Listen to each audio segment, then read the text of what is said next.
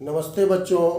आइए आज हम आपको दक्षिण अमेरिका की सैर पर ले जाने वाले हैं और वहाँ की कुछ मनोरंजक बातें आपके साथ शेयर करने वाले हैं। तो आइए हम लोग आज वर्ग 7 के अध्याय 8 जो कि भूगोल विषय में है, इसमें हम लोग मानव पर्यावरण अन्योन्य क्रिया के बारे में अध्ययन करेंगे।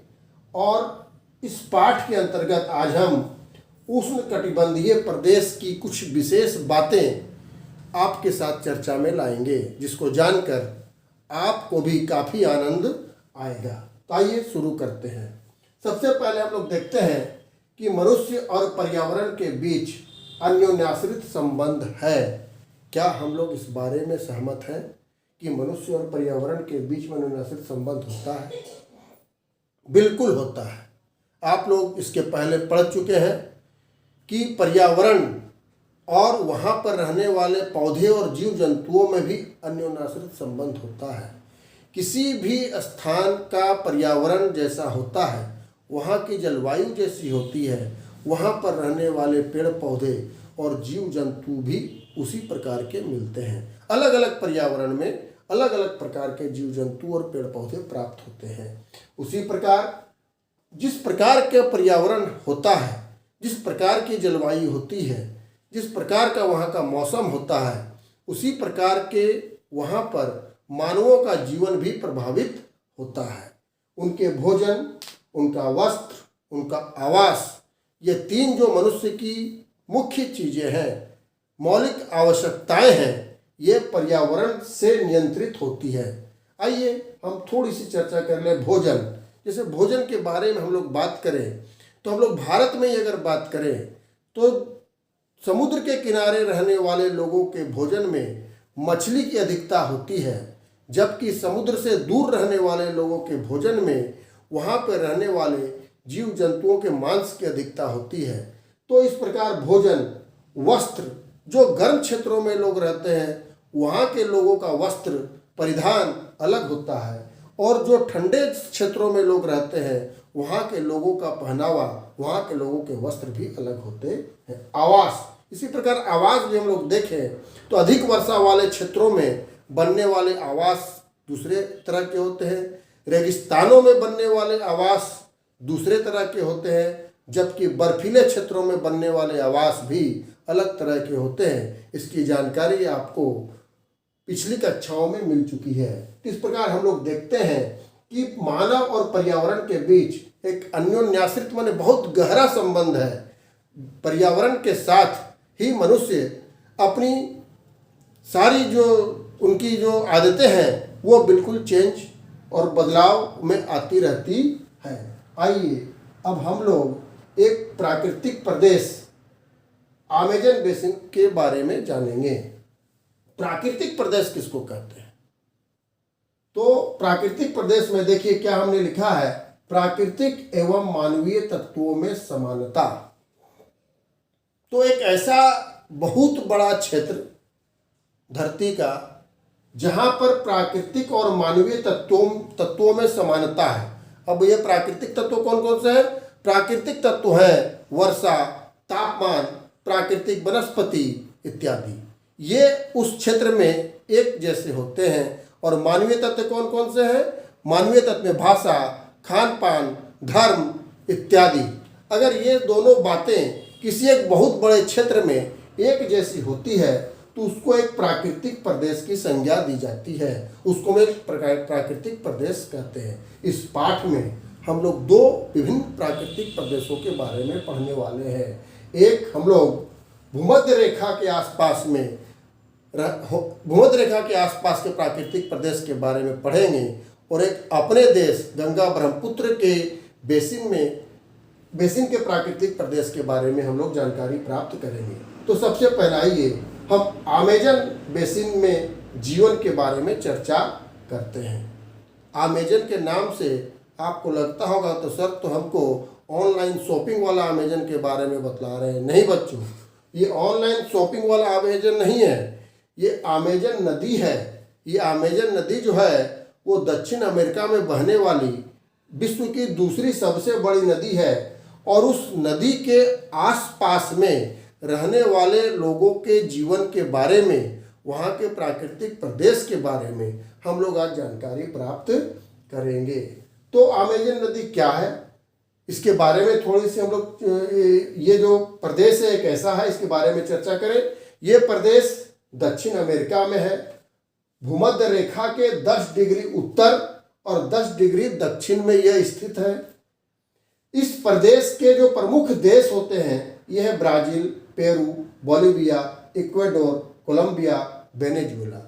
ये सभी दक्षिण अमेरिका के देश हैं। आइए इन देशों को हम लोग एटलस के मानचित्र के द्वारा देखते हैं। देखिए, ये दक्षिण अमेरिका का मानचित्र है, ये प्राकृतिक मानचित्र है और ये हमने एक एटलस रखा है। मैंने आपको पहले भी बतलाया था कि भूगोल के विद्यार्थियों के लिए एटलस सबसे बड़ा हथियार होता है। अगर हमको भूगोल पढ़ना है तो एटलस साथ में रखना होगा। हमारे पास भी एटलस है, जो भी जानकारी हमको प्राप्त करनी होती है एटलस से हमको तुरंत मिल जाती है। तो ये देखिए, एटलस में ये अमेजन नदी यहाँ पर है। ये इतना बड़ा जो क्षेत्र है ये पूरा, ये अमेजन नदी का बेसिन है। ये दक्षिण अमेरिका का ये हिस्सा, ऊपरी उत्तरी हिस्सा, ये अमेजन नदी का बेसिन है। ठीक है, ये अमेजन नदी इंडीज पर्वतमाला से निकलती है और देखिए इतनी लंबी नदी है ये, और ये सीधा जाकर अटलांटिक महासागर में गिरती है। ये उद्गम क्षेत्र है अमेजन नदी का और ये मुहाना है अमेजन नदी का, जहाँ पर ये अटलांटिक महासागर में गिर जा रही है।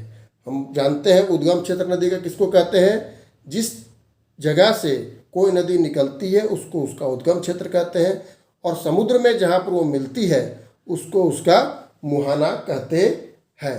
ठीक है, और अब इसमें देखिए कौन कौन से देश आते हैं। अब मैं राजनीतिक मानचित्र इसका लेता हूँ। ठीक है, ये राजनीतिक मानचित्र देखिए, अमेजन नदी है, ये बह रही है।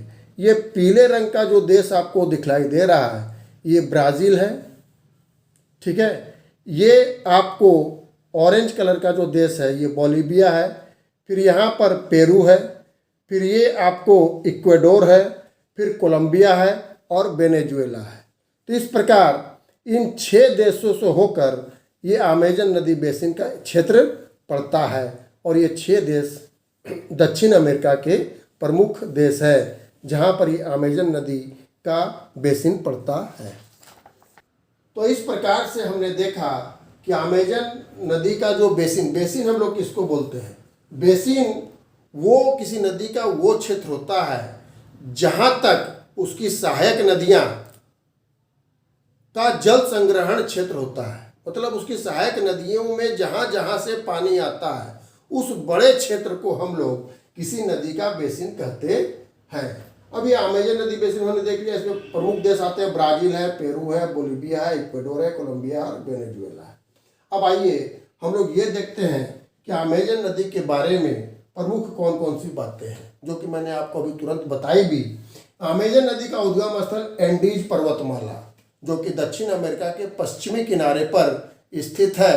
पूरी लंबाई में ये एंडीज पर्वतमाला से अमेजन नदी निकलती है और ये अटलांटिक महासागर में जाकर के गिर जाती है। इसकी मुख्य सहायक नदी मेडीरा है। मेडीरा इसकी मुख्य सहायक नदी है और ये मेडीरा जो है किसी भी नदी में मिलने वाली विश्व की सबसे बड़ी सहायक नदी है। अमेजन नदी की बेसिन जो है वो विश्व की सबसे बड़ी नदी बेसिन है और यह विश्व की दूसरी सबसे लंबी नदी है, जिसकी लंबाई 6400 किलोमीटर के आसपास है। विश्व की दूसरी सबसे बड़ी लंबी नदी। विश्व की सबसे लंबी नदी के बारे में आप पिछली कक्षा में पढ़ चुके हैं, आपको जानकारी है और आप इसको पता करें कि विश्व की सबसे लंबी नदी कौन सी है। दूसरी सबसे लंबी नदी आपको मैंने बतलाया ये अमेजन नदी है। आइए अब हम इस प्रदेश की जलवायु के बारे में थोड़ी सी जानकारी प्राप्त कर लें। यह जो प्रदेश है अमेजन नदी बेसिन का प्रदेश जो है वो विषुवत रेखा के आसपास है।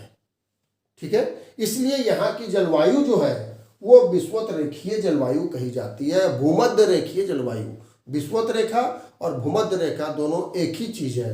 भूमध्य, भू का मतलब पृथ्वी, पृथ्वी के बीच से गुजरने वाली रेखा को भूमध्य रेखा, और विषुवत रेखा भी वही चीज है। तो यहाँ की जलवायु भूमध्य रेखीय जलवायु या विषुवत रेखीय जलवायु होती है।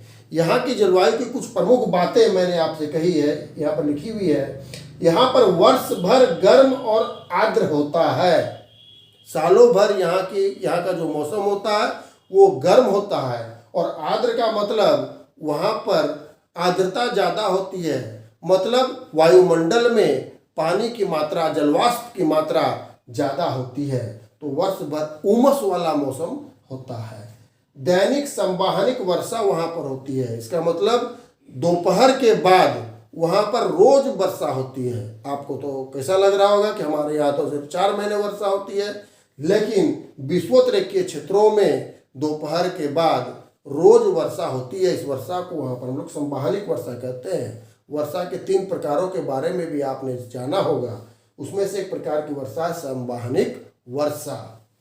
वहाँ पर दिन का तापमान उच्च होता है। सालों भर वहाँ पर दिन का तापमान उच्च होता है। क्योंकि यह विषुवत रेखा के आसपास का प्रदेश है, इसलिए वहाँ पर सालों भर सूर्य की किरणें बिल्कुल सीधी पड़ती है, इसलिए यहाँ पर दिन का तापमान हमेशा उच्च होता है।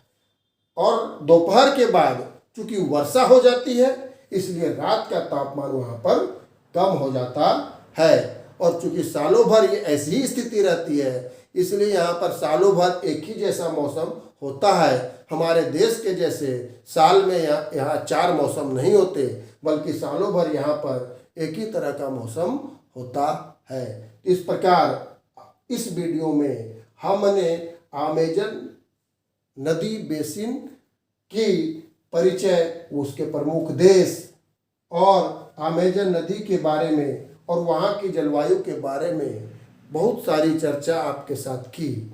आपको भी इन चर्चाओं को आगे लेकर जाना है और अपनी पुस्तक में से पाठ 8 के अध्याय को निकाल कर पढ़िए और एटलस को सामने रखकर, ग्लोब को सामने रखकर इसका अध्ययन कीजिए, तो आपको और अधिक आनंद आएगा। अगले वीडियो में हम इसी प्रदेश के बारे में कुछ और मनोरंजक चर्चा आपके साथ करेंगे। धन्यवाद।